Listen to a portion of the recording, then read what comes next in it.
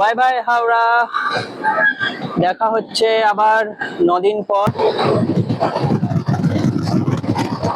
130 চলো 130 নাইস।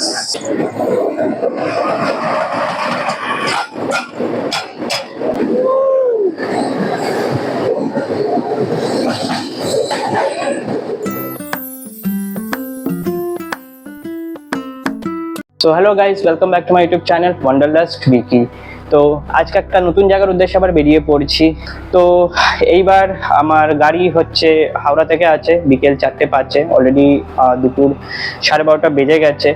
তো আমি এইবার একটা এই ট্রলি ব্যাগ নিচ্ছি, এই আমার সাউন্ড বক্স, সাথে আমার রুকস্যাক ব্যাগ আছে। তো অলরেডি একটু লেট হয়ে গেছে, তো বেশি দেরি না করে তাড়াহুড়ো করে বেরোচ্ছি অ্যান্ড আপনাদের সঙ্গে হাওড়া স্টেশনে দেখা। সো জাস্ট এইমাত্র হাওড়া স্টেশনে পৌঁছালাম গাইস। পিছনে আপনারা দেখতে পাচ্ছেন 9 নম্বর প্ল্যাটফর্মে দাঁড়িয়ে আছি, বাট আপাতত হাওড়া পাটনা বন্দে ভারত দাঁড়িয়ে আছে। এই গাড়িটা যাবে, তারপর আমাদের সরাইঘাটটা দেবে। আপাতত টাইম হয়ে গেছে 3:14, গাড়ির টাইম হচ্ছে 4:05। নাও আপনাদেরকে বলি আমাদের আজকে ডেস্টিনেশনটা কি। তো আমরা বেরোচ্ছি মেঘালয়ের উদ্দেশ্যে অ্যান্ড এইটা জুলাই মাস চলছে। সো মোস্ট প্রবাবলি এটা পিক মান্থ তো না, বাট যদি আপনারা মেঘালয় যেতে চান অ্যান্ড ওয়াটারফলস অ্যান্ড রেইনফলসে যদি মজা নিতে চান, তাহলে বেস্ট টাইম হচ্ছে জুলাই অগস্ট। তো আমরা এই টাইমে যাচ্ছি, একটু প্রবলেম হবে বাট দ্যাট ইজ ম্যানেজেবল। তো আমার সাথে আমার একটা বন্ধু যাচ্ছে এইবার, আর 4-5 জনের মতো ট্রিপ, মানে 4-5 জন আর যেতে পারিনি।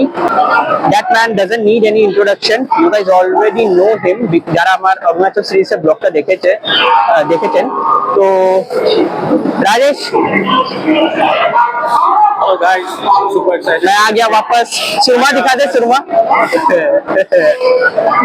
ভাই তবে এখন কিন্তু আমি আর হিন্দিতে ইয়ে করি না, বাংলায় করি, ঠিক আছে? চেঞ্জ। তো এই ট্রেনটা দাঁড়িয়ে আছে,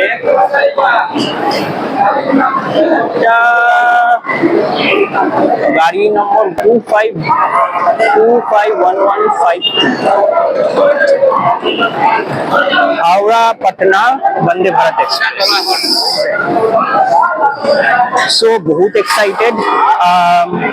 বাকি এখন গাড়িটা ঢুকুক, গাড়িতে বসি, তারপর গাড়ির স্ট্যাটাস আমাদেরকে দিচ্ছি। আমরা এই ট্রেনে উঠলাম, ট্রেনটা অলরেডি লেট ঢুকেছে, যথেষ্ট লেটে ঢুকেছে, অলরেডি 15-20 মিনিট লেটে ঢুকেছে। এখন সময় হয়েছে 4:05, ছাড়ার সময় হয়তো ছাড়বে না। আপনাদেরকে সিটটা দেখাচ্ছি, আমাদের হচ্ছে B3, 7 আর 8 পড়েছে।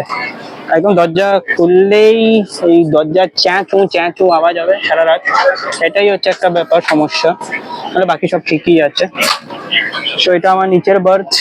তো বাথরুমটা আপনাদেরকে দেখাচ্ছি, এটা বেসিন, ওয়াটার আসছে, মিরার যথেষ্ট পরিষ্কার। তো ওয়াশরুমটা দেখাচ্ছি, এটা ইন্ডিয়ান স্ট্যান্ডার্ড।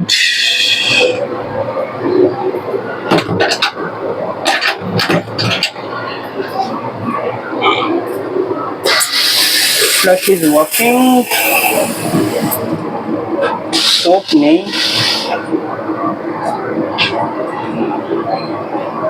জল তো আছে বাট it's stinking too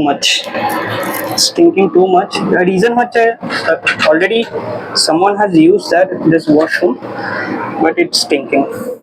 তো বাই বাই হাওড়া, দেখা হচ্ছে আবার 9 দিন পর, 9-10 দিন পর। আজকে Friday and we'll be back on Sunday, next week Sunday. So एक खूबसूरत सा क्रॉसिंग হাওড়া টার্মিনাল থেকে বেরোচ্ছে এখন। আই ডোন্ট নো এটা কি ট্রেন ঢুকছে,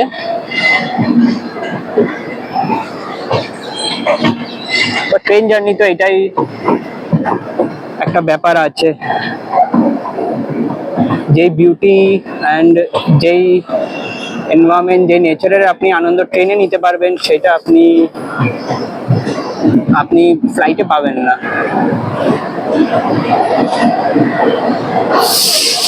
একটা শান্টিং ইঞ্জিন দাঁড়িয়ে আছে এখানে, প্রবাবলি, আচ্ছা, সরাইঘাটেরই শান্টিং ইঞ্জিন এটা। আমাদেরকে ঢুকিয়েছিল। ব্যাক 7 লোকোমোটিভের সাথে আমাদের সরাইঘাট এক্সপ্রেস হাওড়া টার্মিনাল থেকে বেরিয়ে গেল। 1 2 3 4 5, টাইম হচ্ছে 4:12, মোটামুটি 5 মিনিট লেটে ছেড়েছে। WDG4 12554।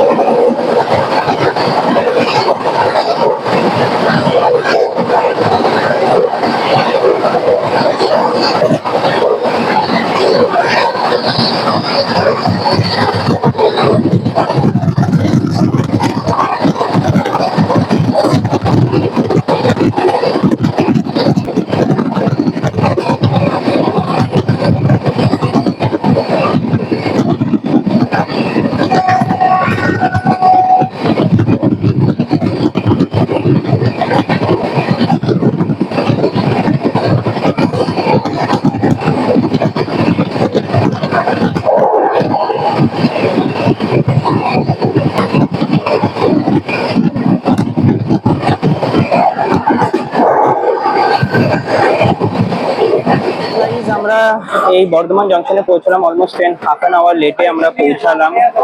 অ্যান্ড ট্রেনকে পাঠিয়েছি সিঙ্গারা, এখানকার ফেমাস বর্ধমানের সিঙ্গারা। অ্যান্ড সীতাভোগ দেখি পাওয়া যায় কিনা। Sitabhog is a sweet dish actually.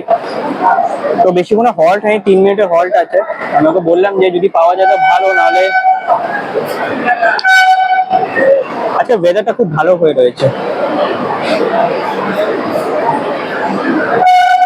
Already 5:29 ঢুকেছিল, অলরেডি 1 মিনিট হয়ে গেছে।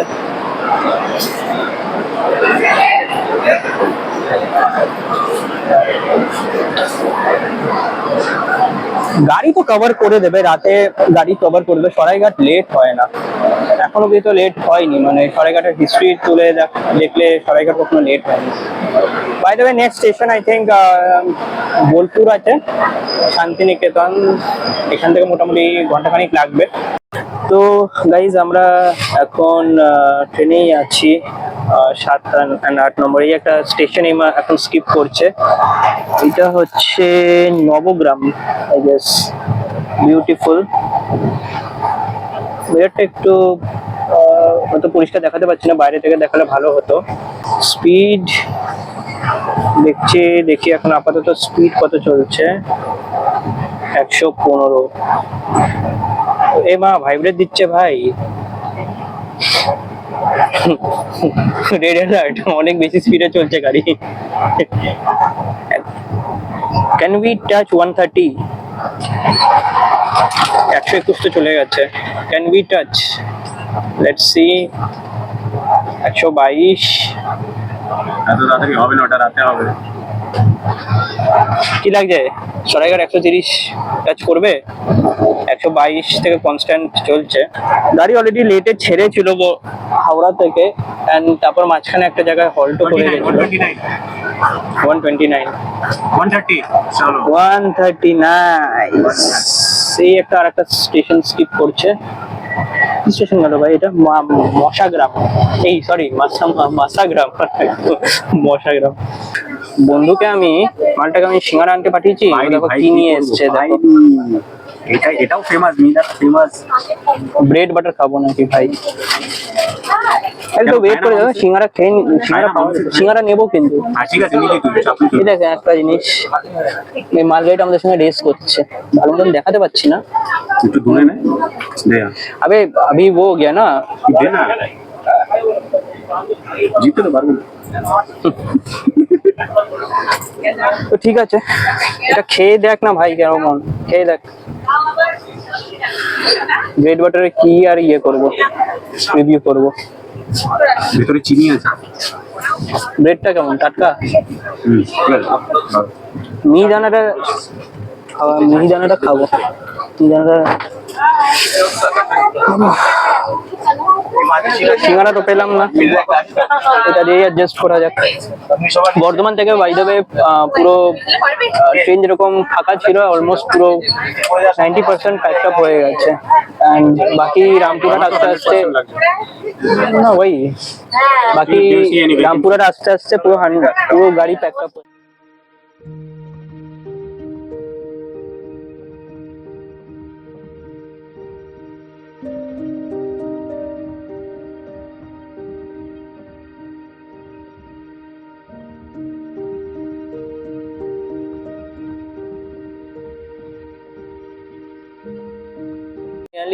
ফাইনালি সিঙ্গারা পেয়ে গেছি। তো ট্রেনের হকারের কাছ থেকে পেয়ে গেছি। অ্যান্ড ওয়েদারটা দেখো, খুব সুন্দর একটা সানসেট ভিউ। কতটা দেখাতে পারবো জানি না, বাট এই যে খুব সুন্দর একটা সানসেট হচ্ছে। বাহ, তোরও ভাই এখনই আসার ছিল, একটা স্টেশন স্কিপ করছে। কি নাম রে স্টেশনটা? যদি পড়তে পারি তাহলে বলতে পারবো না। না, ইয়েলো করে দিয়েছে পুরো। ও আচ্ছা, আমি ভাবলাম স্টেশনের নাম না। তো এই যে আমাদের সিঙ্গারা, ভাই ওই যে হচ্ছে সূর্য। খেয়ে দেখা যাক কেমন। ঠান্ডা হয়ে যাচ্ছে পুরো। তো সিঙ্গারা আসছে না কিন্তু। না ভাই, ঠান্ডা হয়ে গেছে। যা গরম করে নিয়ে যায়। এমনি টেস্ট ভালো, কেচাপ দিয়ে খেলে ভালোই লাগবে।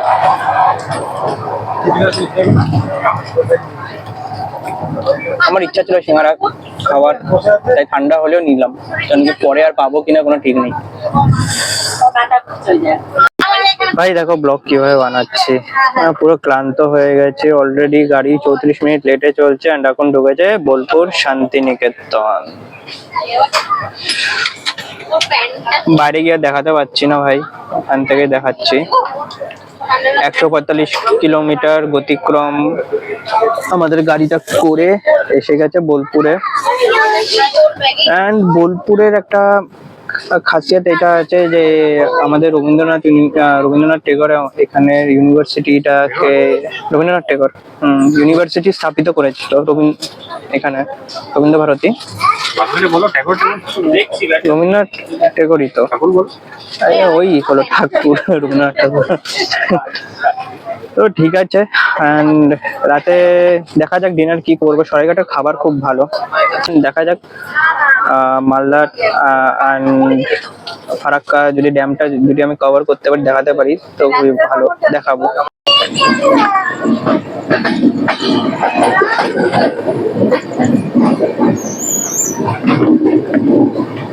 দেখে দেখে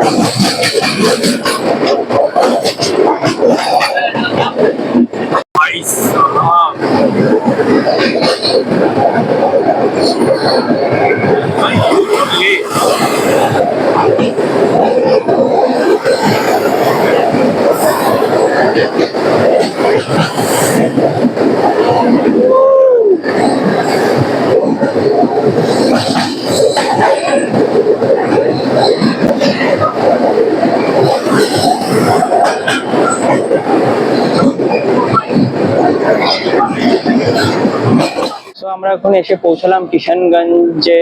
এটা একটা ইম্পর্টেন্ট রুট হয়ে যায়। যারা কাটিহার যেতে চায় ওরা এখান থেকে নেমে মানে গাড়ি চেঞ্জ করতে পারে। কাটিহারের একটা বহুত ইম্পর্টেন্ট একটা জাংশন বিহারের। অ্যান্ড আমরা ওয়েস্ট বেঙ্গল থেকে বিহারে ঢুকলাম, এখন আবার এখান থেকে বিহার থেকে আমরা ওয়েস্ট বেঙ্গলে ঢুকে যাব। তো ট্রেন তো ভালো টেনেছে, 11:44 বাজে। লেট ছিল বাট যথেষ্ট ভালো মেকআপ করে দিচ্ছে। এখন এনজেপিতে ঢোকার টাইম হচ্ছে রাত 1:05। দেখা যাক 1:05 অব্দি জেগে থাকতে পারি কিনা, বিকজ এত ঘুম পেয়েছিল না ভাই, ঘুমিয়ে পড়েছিলাম। আর খাবার বা রিভিউ করার টাইম পাইনি। খাবার নিয়েছিলাম সরাইঘাটের, তোমরা খাবারের উপর ট্রাস্ট করতে পারো। আমরা এগ কারি নিয়েছিলাম, তো সব মিলে 140 টাকা। ওয়ার্থ ইট, খাবারের টেস্ট আছে, আমি বলবো না যে খারাপ, বাট রিভিউ করার সময় পাইনি, তার জন্য খুব দুঃখিত, সরি বলে দিলাম। সিগন্যাল তো দেয়নি।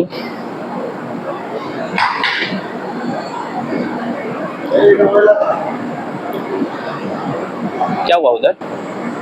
क्या कैमरा झाड़ू लेके देखो।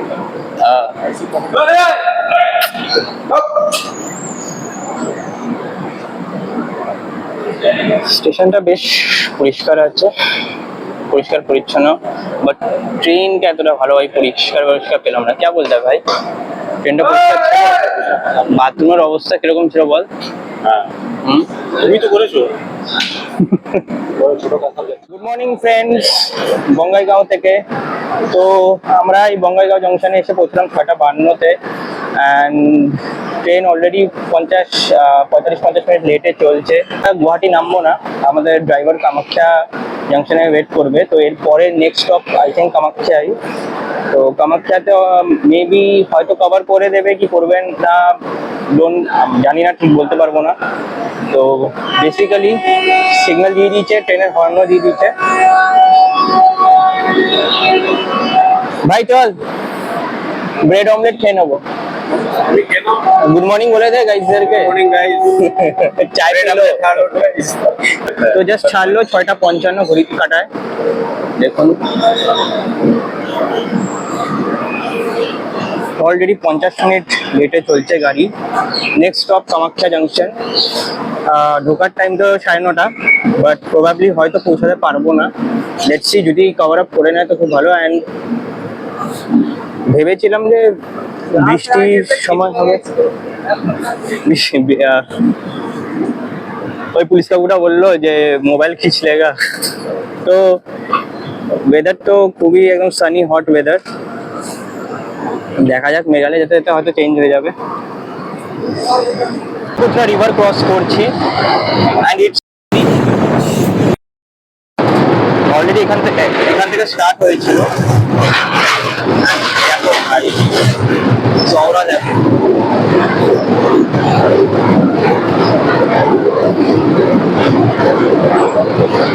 and the best thing is this, আমি তো দেখাতে পারলাম না যে রোডটা আছে, এটা ওয়ান এন্ড অনলি এমন একটা ব্রিজ, এটার উপরে রোড আছে, যখন ব্রিজটা শেষ হবে তখন দেখাবো।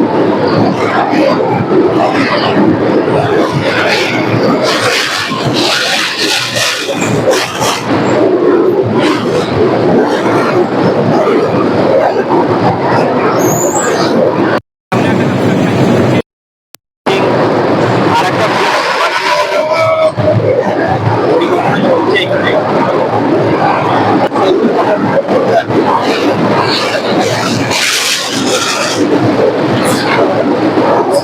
তো আমার একটা ফ্রেন্ড শিলং অ্যাকচুয়ালি থাকে। আমি এর আগে যখন 3 বছর আগে সাগরে চাকরি করতাম, অনির্বাণ বলে একটা ফ্রেন্ড ছিল, সে আমার সাথে চাকরি করতো। তো ওর বাড়ি হচ্ছে নেটিভ প্লেস হচ্ছে শিলংয়ে। তো ও যাওয়ার কথা বলেছে, তো দেখি মেবি আসতে পারে, হয়তো আমরা ওদের বাড়ি যেতে পারি। এখন উপর থেকে দেখবেন রাস্তাটা আলাদা হয়ে যাবে, এই দেখুন উপর থেকে রাস্তাটা একদম আলাদা হয়ে যাবে, আলাদা হয়ে গেল। রেল কাম রোড ব্রিজ। তো কামাখ্যা ঢুকতে আর মোটামুটি 45 কিলোমিটার মতন বাকি আছে। এমন একটা গাড়ি